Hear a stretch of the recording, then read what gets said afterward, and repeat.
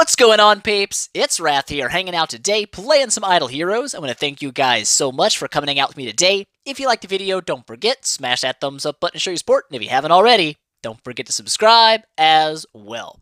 Alright guys, we're here today on the official servers because we have new updates, and we have new updates, this is where we go. I already shot this video once, and the audio was screwed up. I guess the mic was a sneeze from being plugged in, and it bothers me. It bothers me, so now you know about it. But we've got some new stuff going on with the new updates. Some pretty cool stuff, actually. We'll start over here at the market. Bam. Obviously, the market is now quite different than it was before. I've already bought a bunch of crap out of it. I did that on camera, but you missed it because that got deleted. But anyways, the market's been changed. There's no longer a refresh button. It refreshes once every day, which I'm actually completely okay with. I like it. It lends itself much more to casual play than having to get on every day and refresh and refresh and refresh to try to make sure you get the casino chips and all that crap. Couple things that have been changed. A few things are removed. I don't see any magic dust for gold.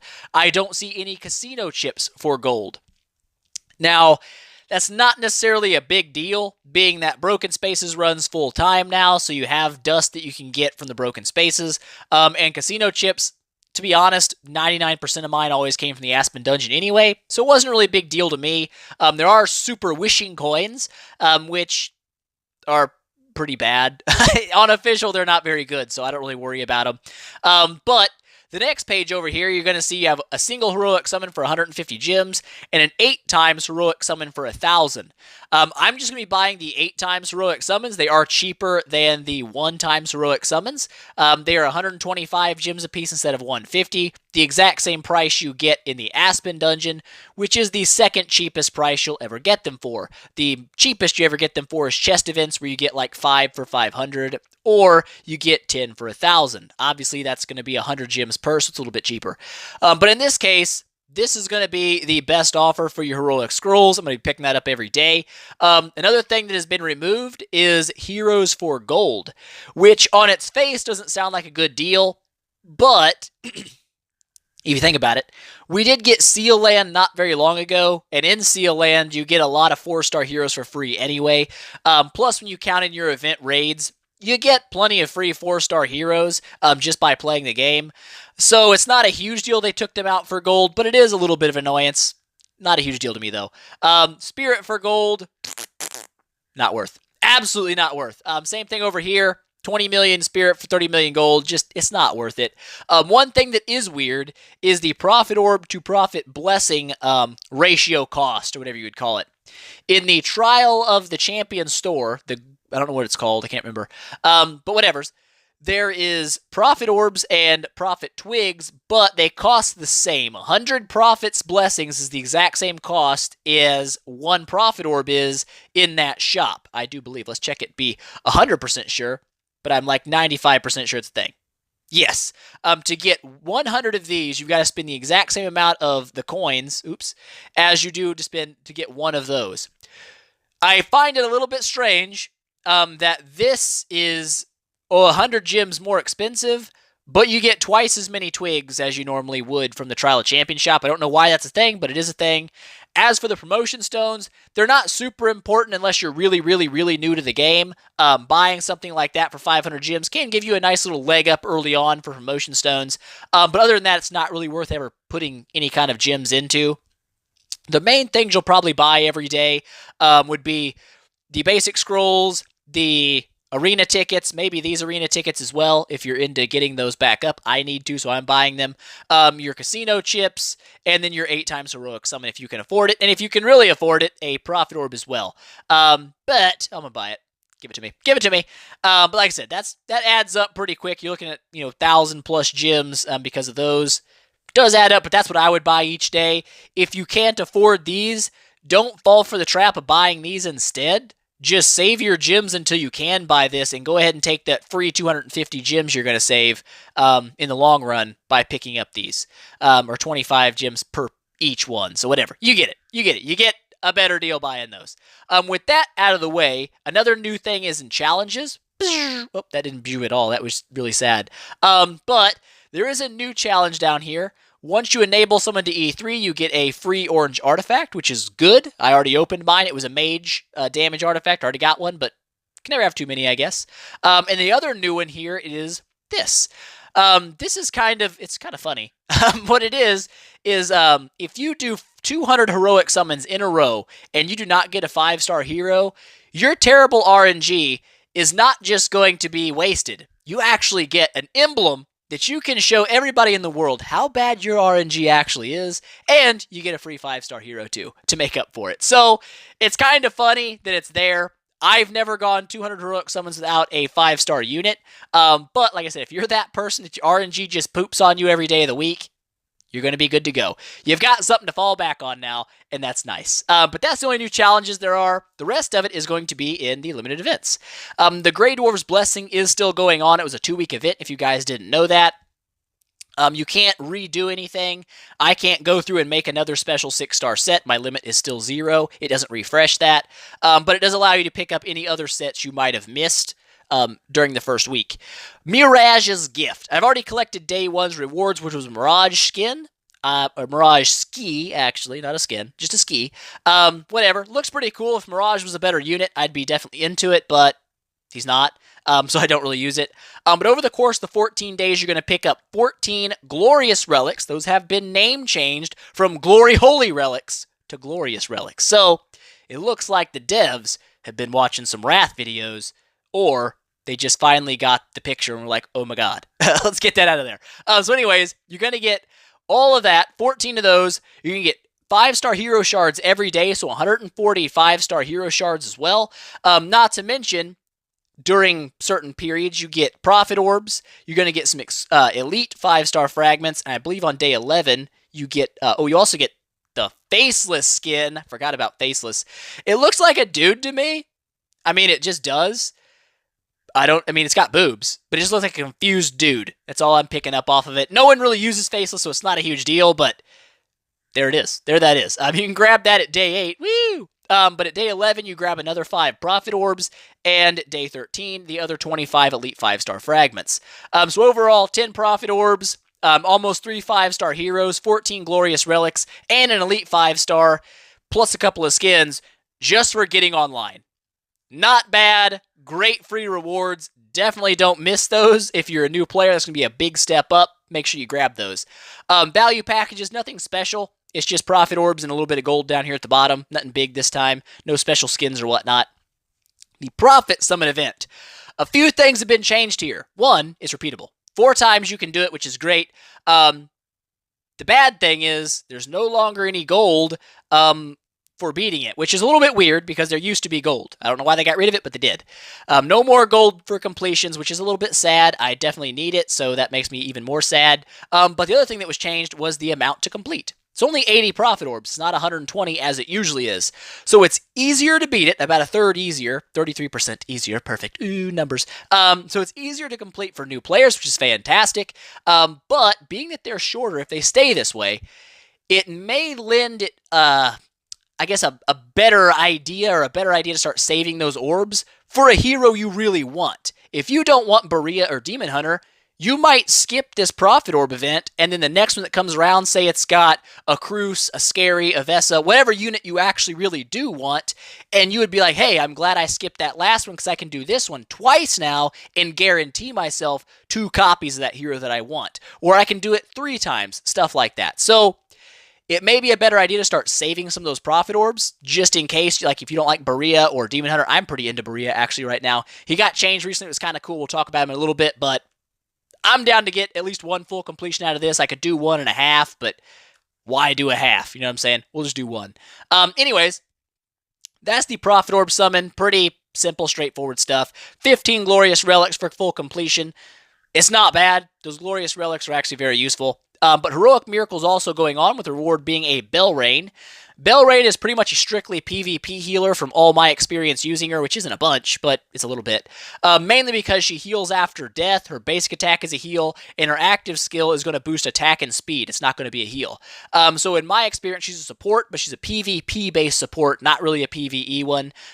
In all my experience, like I said, that's what I've seen from her. But to complete that, it's no different than usual. 2 light, 2 dark, and then 3 from every other faction. You're going to snag yourself a hot 24 Heroic Scrolls and 10 more Prophet Orbs, plus some orange gear. Not bad. So that is the events.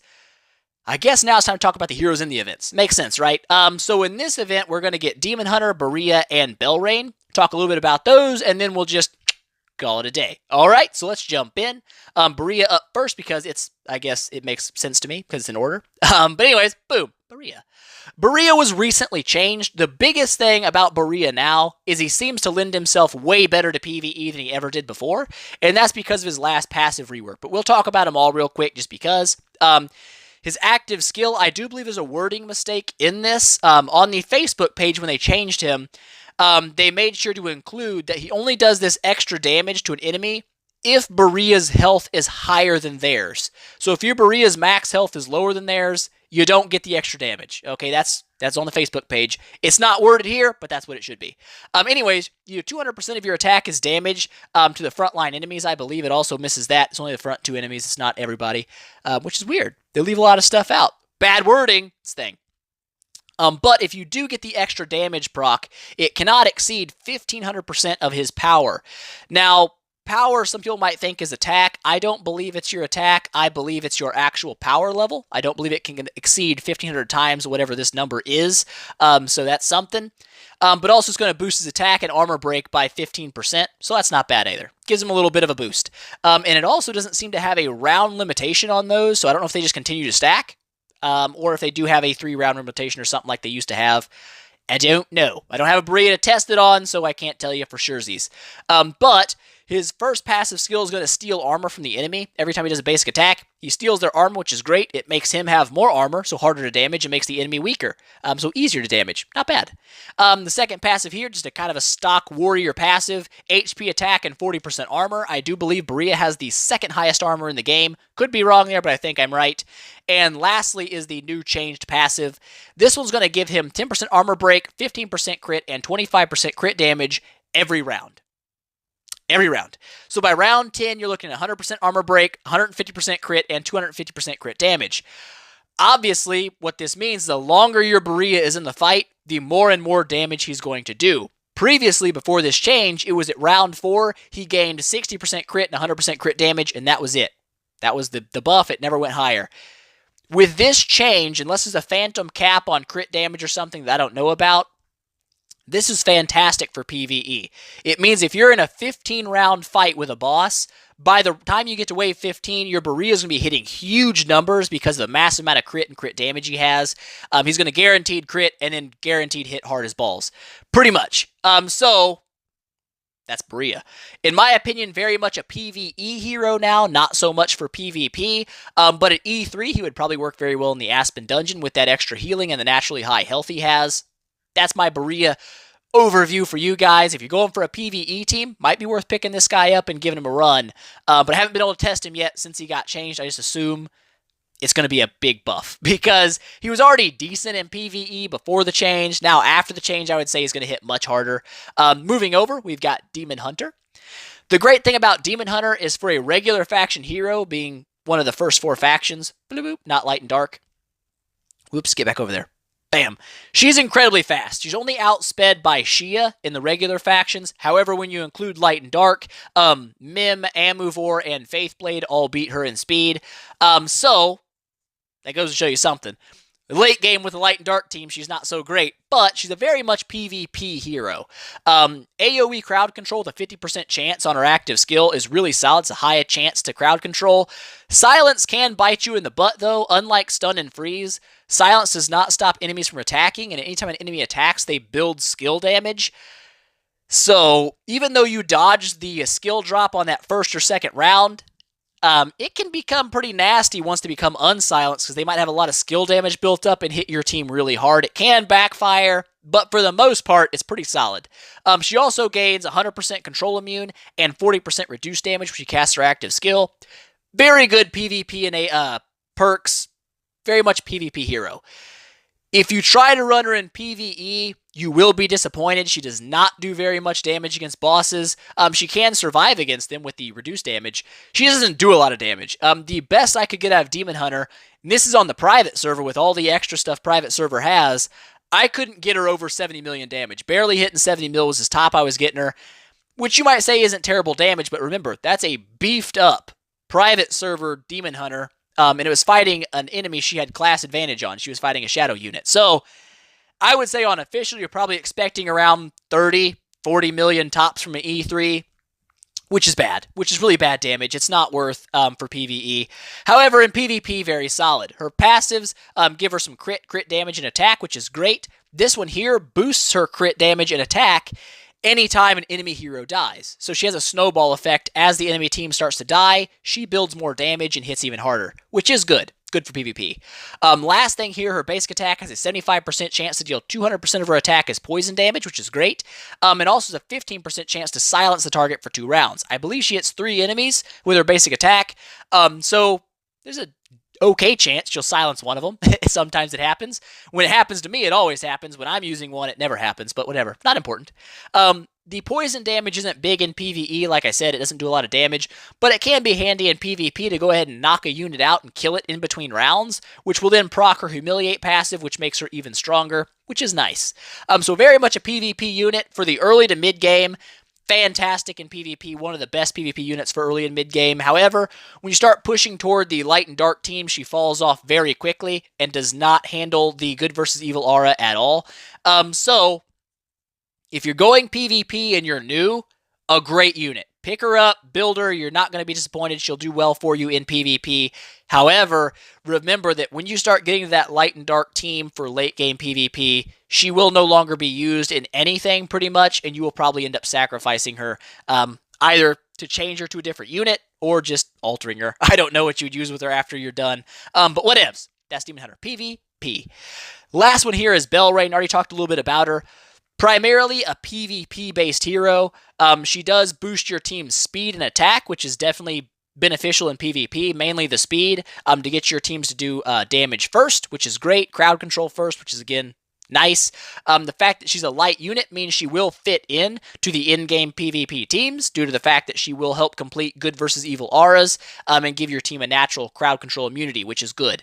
However, she's not the best healer in the game. Her first passive is just a regular passive with HP and attack. Her only heals come from her basic attack and when she dies. So her basic attack is going to heal 3 random allies, which isn't bad. A 3-round heal with her basic attack. It's a pretty decent heal, but because it's only 3 random allies, it's kind of RNG based on whether it's going to help you or not, because you might heal people that don't need it, and you might miss somebody that really needs it.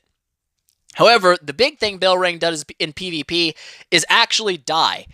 When Belrain dies, she heals all your allies for 300% of her attack for 5 rounds. That's a pretty decent amount of healing for 5 rounds, and mainly that's why you see her in PvP, is when she does die, she still gives something to your team even from beyond the grave, whereas in a PvE situation, you don't necessarily want your healer to die, because the battle's going to last 15 rounds, not just 5. So in those cases, Vesa is much better in PvE healing than Belrain is, in my experience. But that's mainly what she does. She's mainly going to be for PvP healing, and that's that. That's all the heroes. We've gone through them all. Barea PvE, Demon Hunter PvP, Belrain PvP, bam! Event's done. Event's done. New stuff talked about. I don't think I missed anything, but I probably did. If I did, comment below. That's what you do. But that's going to be it for today, guys. I hope you enjoyed it. If you liked the video, please make sure, smash that thumbs up button and show your support. If you haven't already, don't forget to subscribe as well, and tell your friends about it, because that definitely helps me out a lot. And I will see you guys in the next one.